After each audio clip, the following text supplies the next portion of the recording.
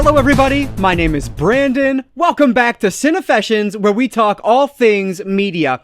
I'm here today with another thrift store haul. I believe this will be number 8 in the series. I might be wrong, but I think this is the 8th entry. And today we're going to be talking about some movies that I found recently. So these are all going to be DVDs. Unfortunately, there were no Blu-rays at my local thrift stores here lately, but I have 21 different DVDs that I added to my collection for 50 cents each. So super cheap. So you guys know I don't mind adding DVDs to my collection at all. As I've said in the past, my 4K player does an excellent job of upscaling. So if I'm paying 50 cents for a DVD that I don't think I'll need on Blu-ray, I have no problem with that. So yeah, really excited to share with you guys yet again everything that I was able to find. And I do have one more stack over there to be fully caught up, and that stack is books. So you will see the number 9 entry here, or whatever it is, 8 or 9, whatever it is. You'll see that one coming soon here as well, and then I'll be all caught up. So yeah, very excited about today's video, and hopefully you guys are too. If you do enjoy this video, please give it a like down below. That really helps me out here, so I really appreciate that.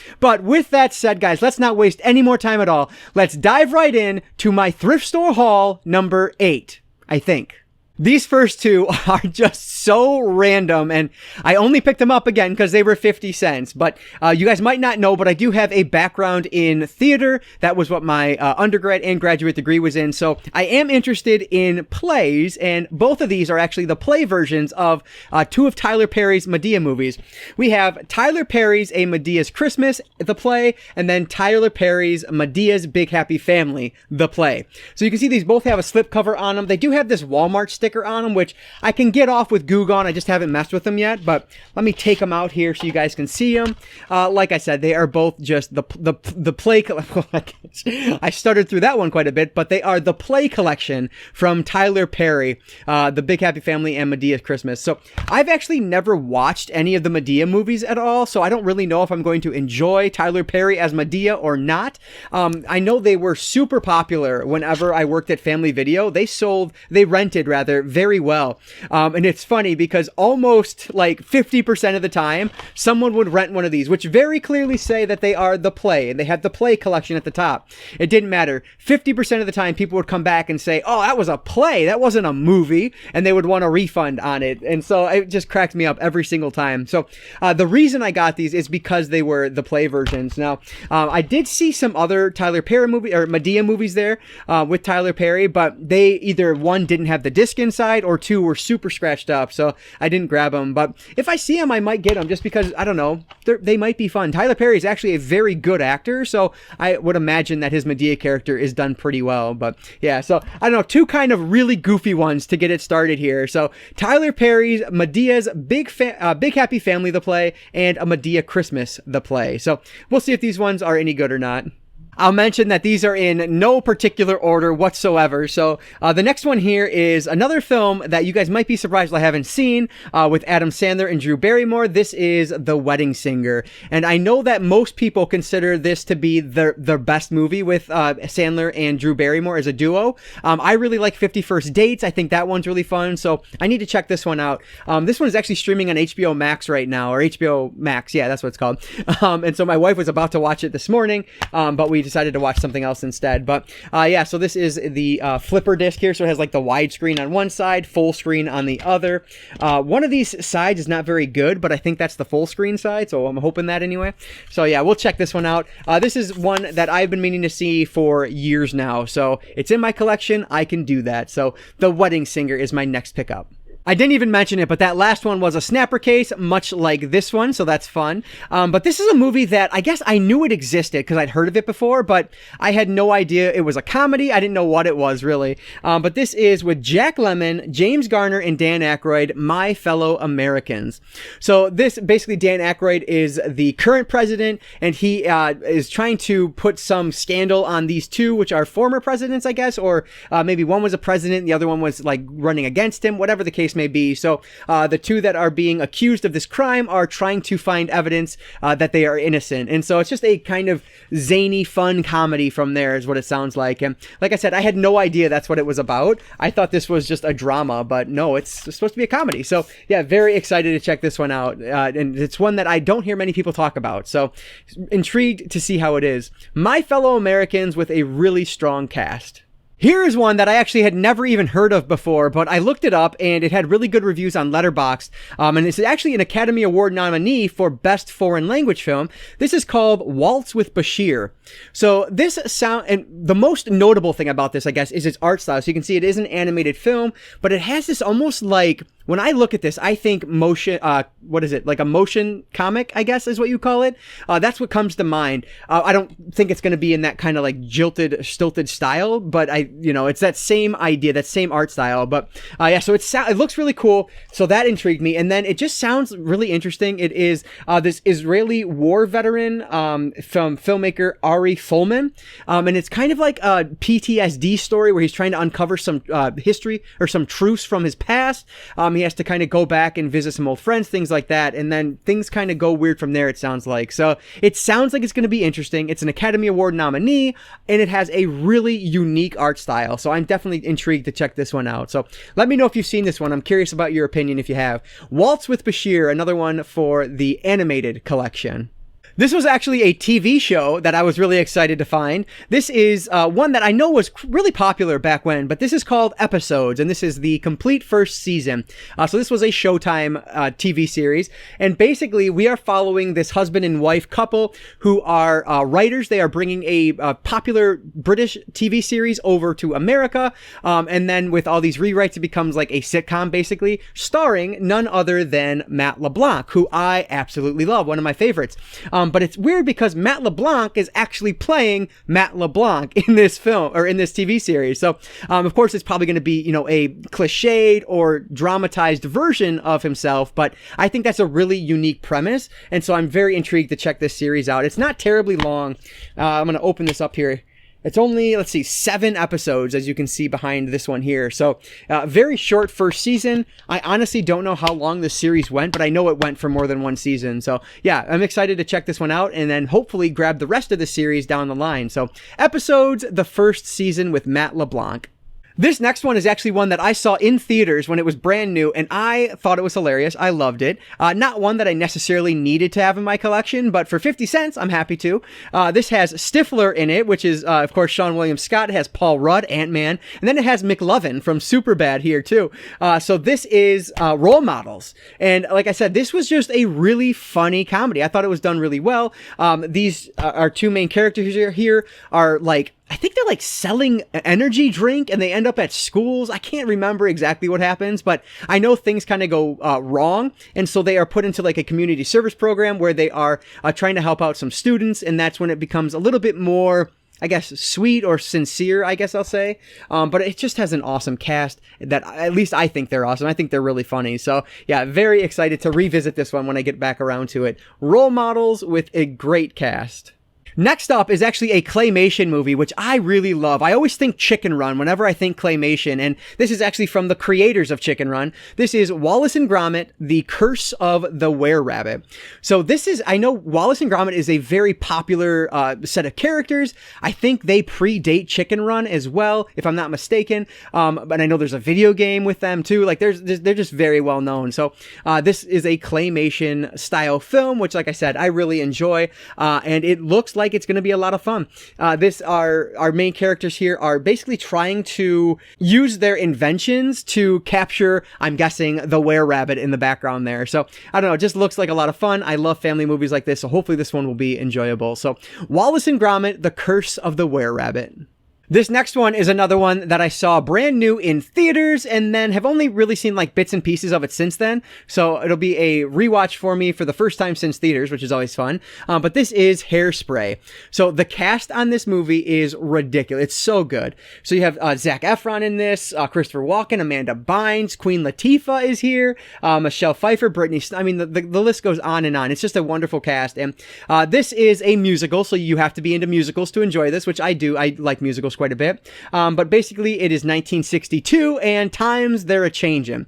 And it deals a lot with like race relations and things like that. But it is so well done. It's just done in this kind of, I don't know, energetic, colorful style. And it's a blast to watch. So this is one that I would definitely recommend if you haven't seen it before, because it's so much fun. So Hairspray will be going into my musical collection. Really happy to add this one to it. Here's a 1999 film that should be nostalgic to me, but it's really not. It's only nostalgic because it stars Melissa Joan Hart, which is always fun. And then Adrian Grenier is in this as well. This is Drive Me Crazy. So this is a teen romance film. I believe these two are trying to make their exes jealous, so they have like a fake relationship, which of course is going to turn into something more. So yeah, I love Melissa Joan Hart from, my Nickelodeon days. She's amazing. Sabrina. I don't know. She's just wonderful. So yeah, I definitely had to check this one out. Drive Me Crazy from 1999. Here is a Jack Nicholson comedy that I've always heard about and never seen. This is About Schmidt. So this one sounds really fun. Basically, he and his wife are newly retired. They're getting ready to like explore America when they find out that his wife is marrying this underachiever. And so they set out then to stop the marriage. So it's just going to be a comedy film of some sort that looks like a lot of fun. Of course, Jack Nicholson is brilliant in whatever he does. So I'm sure this one will be a lot of fun. Can't wait to check out About Schmidt. I have heard so many good things about this movie from so many different people, and so I figured I might as well pick it up and see for myself. This is Vince Vaughn and Reese Witherspoon, 4 Christmases. So I know when this came out, I don't remember ever hearing good things about it, to be honest, but ever since then, over the years, I've heard a couple people talk about how this is one of their favorite Christmas movies, so I figured I would give it a shot. I think the premise here is that these two have to go on 4 different Christmases to each one of their parents and whatnot, so yeah, it just kind of hilarity ensues from there, so it should be pretty fun. It has a great cast, like Reese Witherspoon and Vince Vaughn are wonderful, so I'm guessing this one will be pretty funny. 4 Christmases with 2 excellent stars. So Zach Galifianakis, I know, is quite a divisive actor. He was probably best known for the Hangover trilogy, but I think he's hilarious. And so I've been meaning to watch this movie since it came out. It's from the director of Old School and The Hangover, 2 movies that I thoroughly enjoy, Todd Phillips.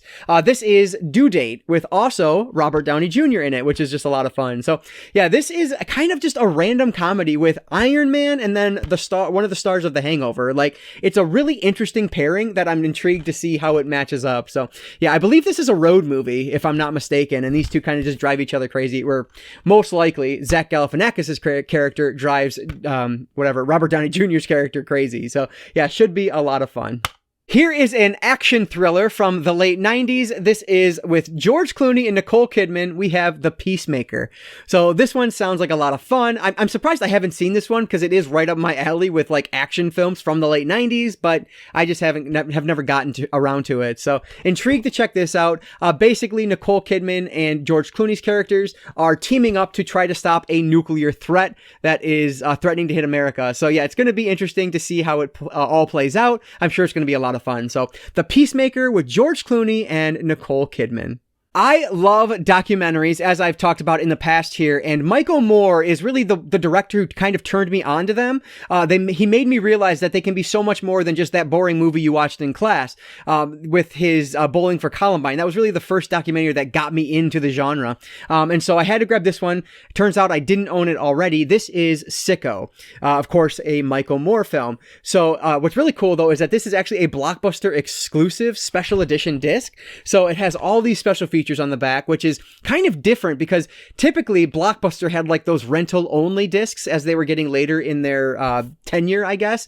And so this one is just loaded with special features, which is really cool. But this is Michael Moore's look at the healthcare industry. So I am one who thinks the healthcare industry is like the biggest ripoff on planet Earth. So I am very intrigued to kind of have those thoughts confirmed, I'm sure, with Michael Moore's Sicko. So very interested to check this one out. Sicko, a wonderful, or hopefully it's going to be a wonderful documentary for that collection. This next one I actually had never heard of before, which surprises me given the cast. This is Sarah Jessica Parker, Helen Hunt, and Shannon Doherty in an 80s film called Girls Just Want to Have Fun. So this has an amazing cast to it that I'm sure is going to be just a blast to watch. Take a look at the screenshots back there. It is just so pure 80s, which is awesome. I cannot wait to check this one out and see what it's all about.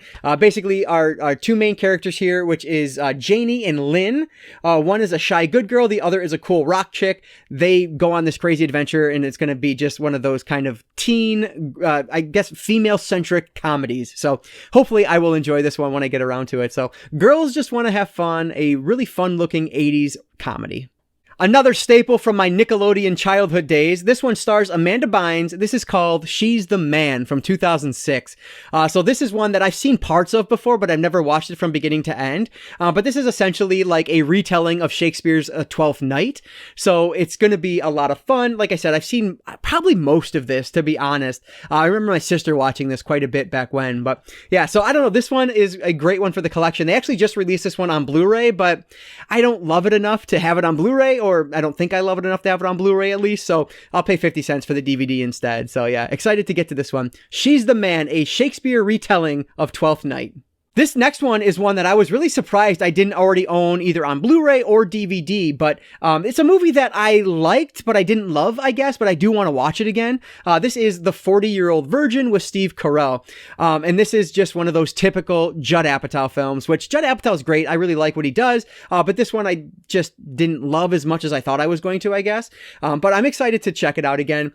This one actually has 17 never-before-seen minutes, so I know when I watched it originally, I probably just watched the theatrical cut. So yeah, intrigued to check out what else is new here. And I didn't realize actually Steve Carell wrote this along with Judd Apatow. So yeah, I don't know. It's a pretty good movie, one that I'm happy to have in my collection for 50 cents. So yeah, we'll watch it again at some point. The 40-Year-Old Virgin, a Judd Apatow film. Those are usually a lot of fun. This next one is a movie that I know doesn't get a lot of love, but I've watched this one in the past and I liked it well enough. It's not a great movie by any stretch. It's good. It's probably like a 3.5 star movie. I think it was enjoyable. But it does star one of my favorites, Kevin James. And of course, you know Kevin James from King of Queens, which is one of my favorite sitcoms ever. I love that show. So that's probably the main reason I liked this. But this is Paul Blart, Mall Cop. So basically here, Kevin James's character, Paul Blart, is kind of this guy who never really reached his full potential, at least as he sees it. So he is now a mall cop, and he takes his job ultra seriously. It is very important to him, and he ends up coming across this kind of bigger situation than you would normally expect a mall cop to come into, and then tries to take things into his own hands. There is a romance in here as well, and it's just sweet. It's funny. It's cute. It's what you expect it to be. It's not perfect, but it's fun. So I'm happy to add it to the collection. Paul Blart Mall Cop with Kevin James. Now I need to grab the sequel because that one I actually have not seen yet. And the final two movies I picked up are two more pink DVD cases, so that's fun. But one of these I watched just a couple weeks ago, and I think it's still fun. It's still funny. This is Legally Blonde and Legally Blonde 2, Red, White, and Blonder. So the first one, like I said, I just watched this just a couple weeks ago. I think it's funny. It still holds up. There are some things in there that are not quite as PC, I guess, as we would normally see today. It's a product of its time, and I think I mentioned that in my Letterboxd review. It is very much a product of its time, from kind of those non-PC things I was talking about, but then just the costuming in here, the way things go down. It's very much a product of early 2000s, which I love that stuff. Legally Blonde 2, I swear to God, I've seen this movie, but I cannot remember it for the life of me. So maybe I haven't. I've only seen parts. I don't know, but I figured I would grab them. I happened to come across both of these like randomly just a few days after watching the first one on Netflix.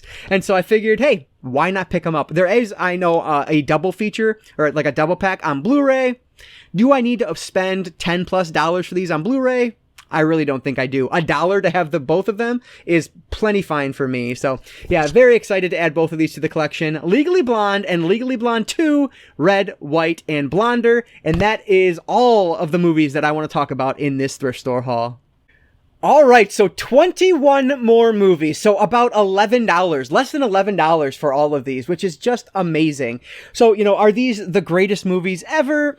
No, they're not, but that's okay. They are ones that I would like to have in my collection, and so I was able to do that super cheap, which is always fun for me. But let me know down in the comments below, have you guys seen any of these? And again, what do you recommend? I always ask, and you guys always deliver, so let me know some recs down in the comments below. I always appreciate that. As always, if you guys did enjoy this video, please give it a like down below, and consider subscribing to Cinefessions here on YouTube. Like I always say, I don't just talk movies, I talk all things media, be it books, movies, graphic graphic novels, collectibles. If it's media related, I'm interested in it. And if you are too, you might consider subscribing as I make my march toward that 1,000 number. And if you are already subscribed, thank you so much. I really appreciate that support. All right, guys. So that is going to do it for today. I just want to say thank you all so much for watching. And I want to encourage you to consume some media today. I'll catch you next time.